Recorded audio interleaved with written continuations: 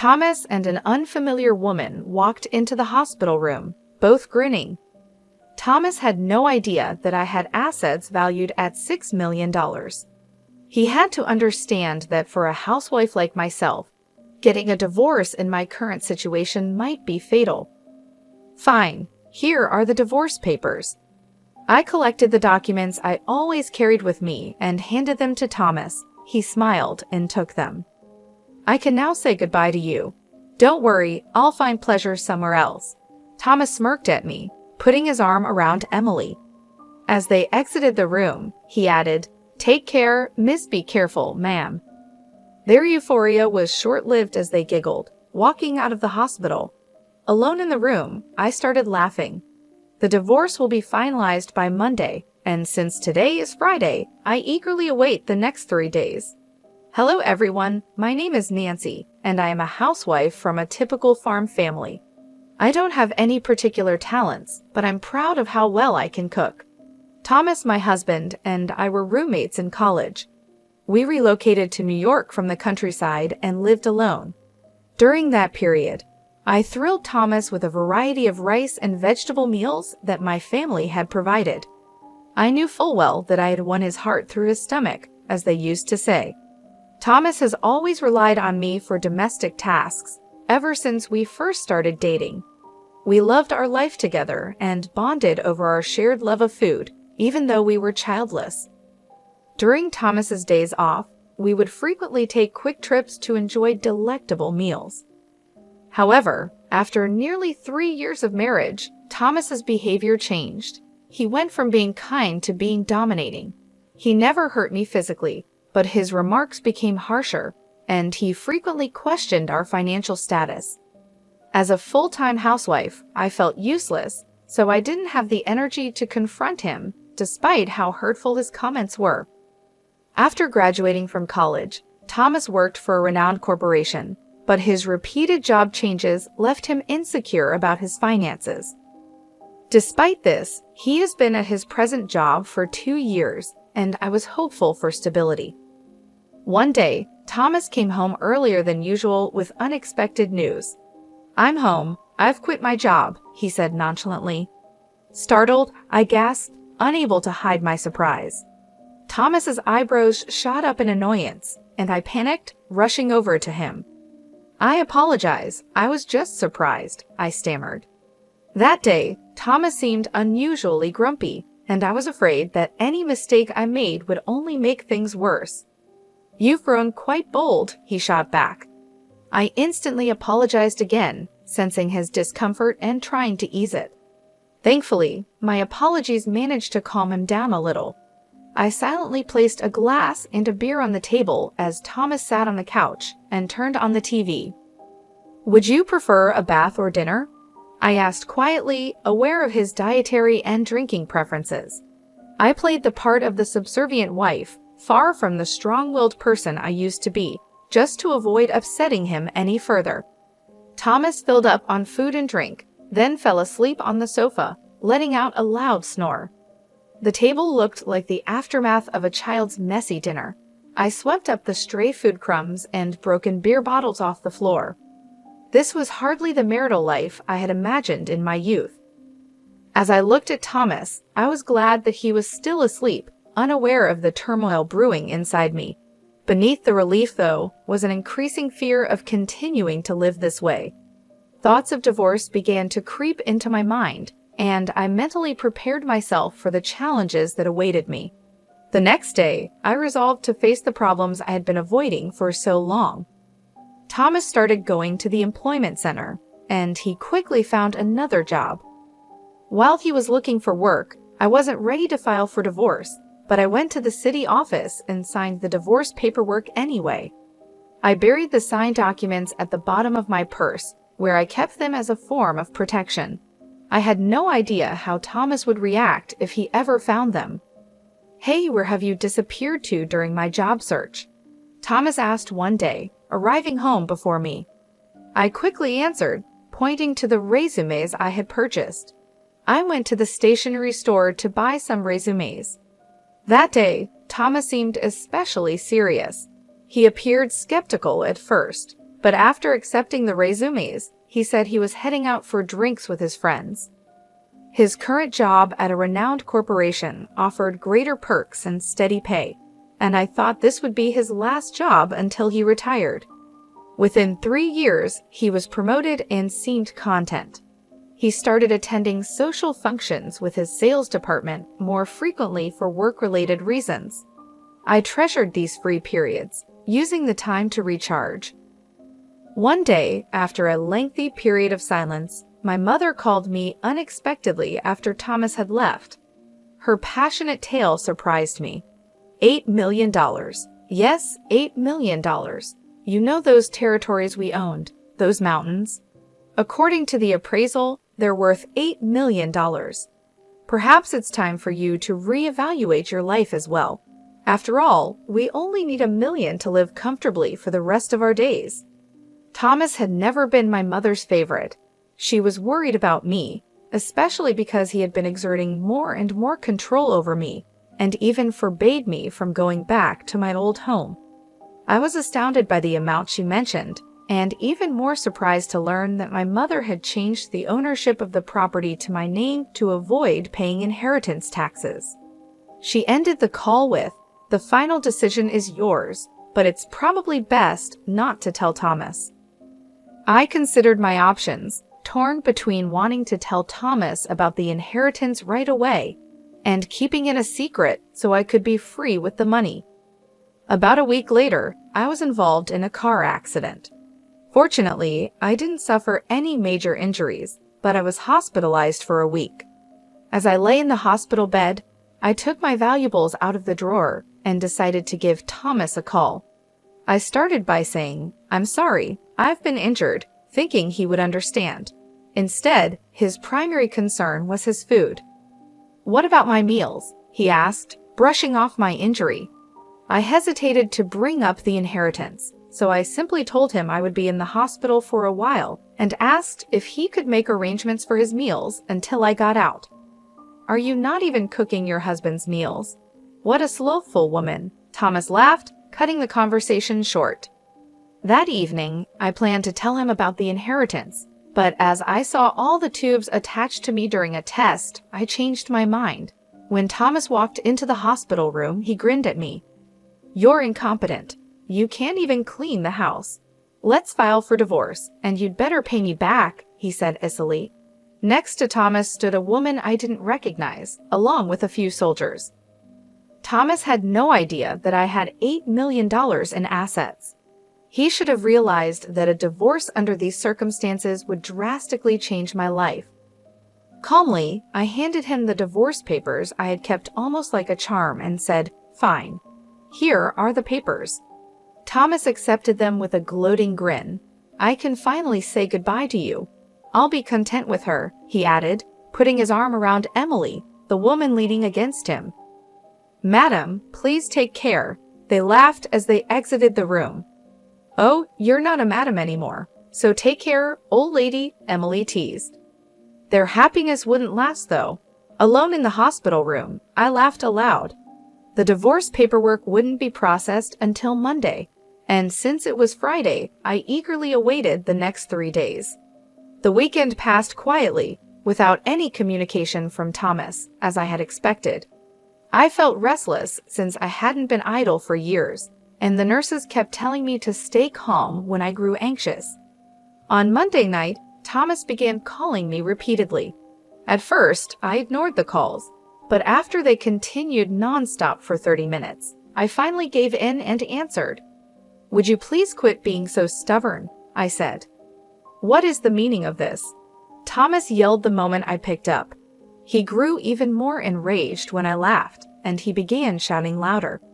"What are you doing? Why aren't the divorce papers being processed?" He huffed and puffed, furious on the other end of the line. I laughed a little more and said, "Oh, I had already filed a non-acceptance notification. Do you recall how, every time we clashed, you used to threaten to get a divorce during one of our arguments? I figured it wouldn't be ideal if you suddenly decided to file for divorce. I don't need it right now." "Withdraw it immediately," Thomas demanded, barely pausing before giving another command. However, I was no longer going to follow his every word. "I have to be discharged before I can do that," I replied. "We have to follow the procedures at the municipal office," he said. "Then discharge now." I laughed even more at his self-centered demands. He had brought Emily with him on Friday, and it seemed likely that he intended to officially register their marriage. "By the way, did she go by Emily? Isn't she your mistress?" I inquired. "It's impolite to Emily. Apologize to her. I have her as my new wife," Thomas yelled. "She's technically your mistress since we haven't divorced yet." I responded coolly to Thomas's absurd comments. He groaned, clearly frustrated. I decided to strike Thomas where it hurt the most. "By the way, my lawyer will be contacting you regarding the property division. That covers everything, so you'd better share wisely," I remarked. Thomas misunderstood and seemed unexpectedly happy. "Ultimately, the liable party must provide recompense," he muttered. I had never cheated on him, and I had always done my housework diligently. It was obvious that Thomas was the one at fault. "What don't you understand? I made it clear that you're the one who needs to provide me with the assets," I said. Thomas sounded sincere in his confusion. He probably thought I would be at fault, simply because I couldn't take care of him while I was in the hospital. Such reasoning wouldn't have held up even in my parents' time. "What fault are you referring to?" I gently clarified. "Just so you know, being unable to do housework due to my hospitalization doesn't make me at fault." "You've stopped looking after me," he insisted. "It would be called child neglect if I were a child, but because I'm an adult, I'm supposed to take care of myself. That doesn't make you not at fault." "If I say you're at fault, then you are at fault," Thomas argued, defying all common sense. My perception of myself suffered greatly. Did he really think such naive logic would succeed in taking me for granted? "Do you understand now? Do you not know what constitutes a valid excuse under the law? For example, being at fault would include adultery, having a second woman while still married. It doesn't apply because Emily is my new wife and you are no longer useful to me." "What are you talking about? It's obviously cheating if you were seeing her behind my back," I remarked. Thomas remained adamant, still not grasping the reality of his situation. "In any case, going forward, please contact me through legal counsel." "Goodbye," I said. "Hey, Nancy." Thomas objected as I hung up the phone. He called me more than once after that, but I didn't answer. He finally appeared to give up and went quiet. Although I was relieved, another headache awaited me the next day. At 9 o'clock in the morning, my phone started buzzing nonstop, which was incredibly annoying. When I finally replied, Thomas's criticisms hit me like machine gun fire. After a while, I managed to piece together what he was saying and realized he was upset because he couldn't withdraw money from a bank account. Had it been a joint account, Thomas should have had no trouble making a withdrawal. I questioned him, "Were you trying to withdraw money from my account by any chance?" I recalled the bank cards and passbooks I had left at home. "Indeed, I was going to take the money since you're still in the hospital, but the card isn't working," Thomas yelled, his reasoning utterly nonsensical. It seemed he hadn't grasped what I had said the day before. Before being hospitalized, I had called the bank to ask them to temporarily freeze withdrawals until I was well enough to manage things myself. This was to prevent my finances from completely draining due to Thomas's carelessness with money. My decision turned out to be correct, although it's unimaginable to attempt to take money from your ex-wife's account after a divorce. Thomas, however, saw nothing wrong with it and insisted I transfer the money immediately. "What are you saying? We no longer really know each other. Why would I follow your advice?" I answered. "Even though we're divorcing, the reality that you remain in my life hasn't changed," Thomas emphasized.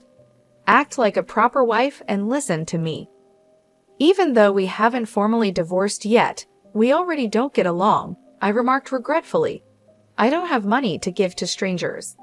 I had never fought him so much before, which startled Thomas, but he soon regained his assertiveness. "Just follow my instructions. transfer the funds immediately, reimburse the person who handled housekeeping. Even though Thomas had once been intelligent, he seemed to have lost all common sense. After 17 years of marriage, it was clear I had chosen a bad partner. Thomas seemed frustrated that I refused to give in, likely because he had run out of funds after taking money from our joint account and the living costs I had left behind at home. I addressed Thomas as though he were a child. "Listen, I'm not your little wife anymore. We'll use a lawyer to resolve the property distribution." "What? You're quite conceited. I'm on my way over now. Just wait," Thomas replied, then hung up. I didn't object to him visiting the hospital, but it was doubtful he would reach my room since I had already instructed the nurse's station to allow only my parents inside. When Thomas arrived at the hospital, he was met with the usual halt at the nurse's station. My phone continued ringing, and when I didn't answer for a while, it switched to messages, flooding my screen with alerts. I called my lawyer and kept all of the messages as proof. Eventually, the flood of messages stopped, and it seemed that my lawyer had spoken with Thomas. Just when I thought this ordeal might be over, my hopes were about to be crushed. "Sandra is one of the guests. Would you like to visit her?" inquired the nurse. "Sandra?" I asked, surprised. "Yes, please let her in." When I was single, I had a friend named Sandra who shared my interests. We became close after she responded to my posts on a social networking site where I documented my dining experiences. We soon discovered we lived nearby and frequently went out to eat together. After I got married, I had to cut back on eating out to save money, but Sandra and I still met often for tea and conversations, which helped us stay in touch. "Nancy, are you okay from the injury?" Sandra asked as soon as she walked into the room. I could feel her compassion, and it warmed my heart. I realized that, aside from my parents and the medical staff, no one had shown me such concern since I was admitted to the hospital. "Hey Nancy, things are tough for you right now, aren't they?" Sandra asked. "What? Why?" I replied, puzzled. Only my parents knew about my predicament, so I was curious how Sandra had found out. "Are you familiar with Emily, the little girl? Isn't she having an affair with your husband?" Sandra remarked, startling me. "How do you know about that?" "Do you know her?" I asked. Sandra hesitated before replying. "Actually, she's my niece." I was so shocked that I couldn't hide it. Who would have guessed that Sandra was Emily's aunt? The room fell silent for the first time since Sandra had arrived, and the quiet made me uneasy. "You know," Sandra continued, "Emily suddenly announced to my sister, her mother, that she was getting married. What's even more astonishing is that her fiancé is 45 years old. When I saw the picture, I recognized your husband. I was stunned. I told my sister everything." "Sandra, I really apologize for the inconvenience my niece has caused you," she said, her voice filled with regret. "Sandra, don't apologize," I told her, noticing that she looked like she was on the verge of tears. "It's not your fault. I'm considering asking Emily for compensation. I'm not going to let this go. But does this mean our friendship will end?" "Of course not, Nancy. I want to be friends with you forever. I'll make sure Emily pays for what she's done. My sister and I can't forgive her actions, and we'll be keeping a close eye on her," Sandra reassured me. Her words meant a lot to me. Our friendship spanned more than 20 years, and I didn't want my horrible husband and his mistress to destroy that bond. "I've scheduled a meeting with those two tomorrow, and I'd appreciate it if you could come with me," Sandra said.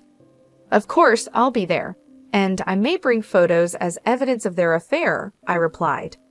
After being released from the hospital the next day, my lawyer and I went to a private dining area where Thomas and Emily were already seated, enjoying a lavish traditional lunch. I couldn't believe their audacity. "At last, you succeeded." "Did you bring the cash?" Thomas asked, barely pausing to eat. "Remember, you're paying for this meal." Beside him, Emily continued eating, her expression smug. I decided to reply calmly. "Please take care of the payment on your own. Furthermore, I'm here to insist that the two of you divide your possessions fairly. For how long will you pout? Thomas scoffed. You're truly not appealing. Ignoring his rude words, my attorney and I sat down and presented evidence of Thomas's negligence. We began by showing legal documents that outlined his obligations, followed by papers related to the distribution of property. Finally, we revealed the photos Sandra had sent, pictures of Emily and Thomas together, along with images of Emily entering a hotel with an unidentified man. Hold on, what? Emily, what is this? Thomas stammered, visibly unsettled. Emily, too, stopped eating, her smugness fading. Sandra arrived at the perfect moment. Those are my photos, she stated firmly. What? Sandra? Emily looked confused, not understanding why her aunt was there. Sandra calmly explained, I've been friends with Nancy for 20 years, then pointed out how disgusting Emily and Thomas's actions were. Her eyes were cold as she continued. And Emily, you mentioned that the baby you're expecting is his, but given your behavior, who knows who the father is? Wait, no, Emily stammered.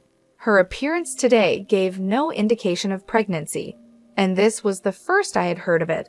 But Thomas's reaction implied she had indeed claimed to be pregnant. You're expecting? I asked, raising an eyebrow. If that's the case, I'll be seeking additional punishment after a DNA test. No, I apologize about the pregnancy, I lied.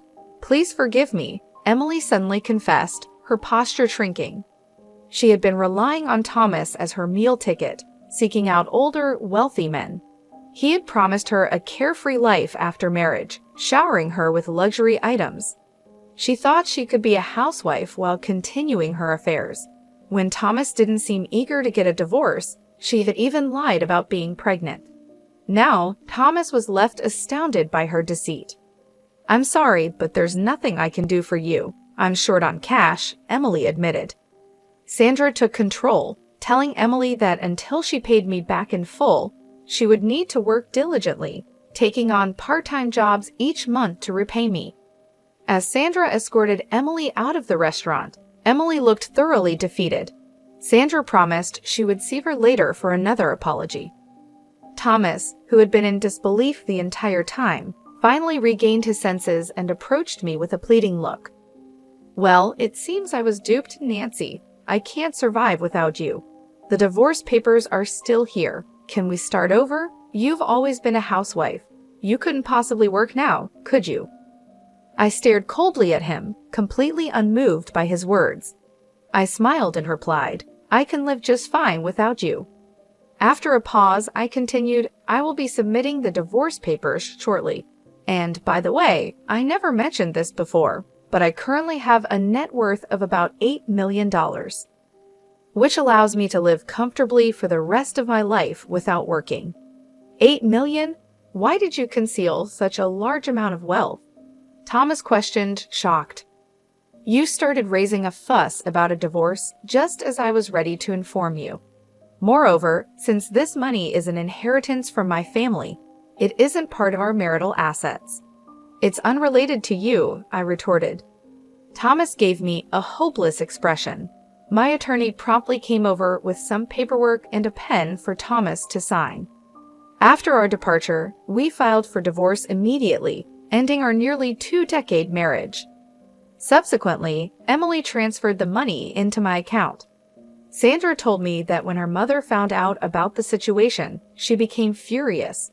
She ordered Emily to take a leave of absence from college and work nonstop at an inn owned by a relative until the debt was repaid. As for Thomas, his in-laws rejected him the moment they heard about the divorce. Reluctantly, he took out a loan and repaid me in full. It was also discovered that he had spent work hours in a hotel with Emily. After losing his job, he started working multiple construction jobs to pay off his obligations. As for me, I wasn't sure what to do with such a large sum of money, so I donated half of it to charity. With the remaining funds, I moved to the countryside and now enjoy a lavish single life. Sandra and I have remained friends, and on our days off, we take short vacations and go on food tours. I suggested that since neither of us plans to remarry, we should live together. After some hesitation, Sandra agreed, especially when I proposed that we could split the deliveries and she could join me for dinners. As we prepare to move in together next week, I feel excited.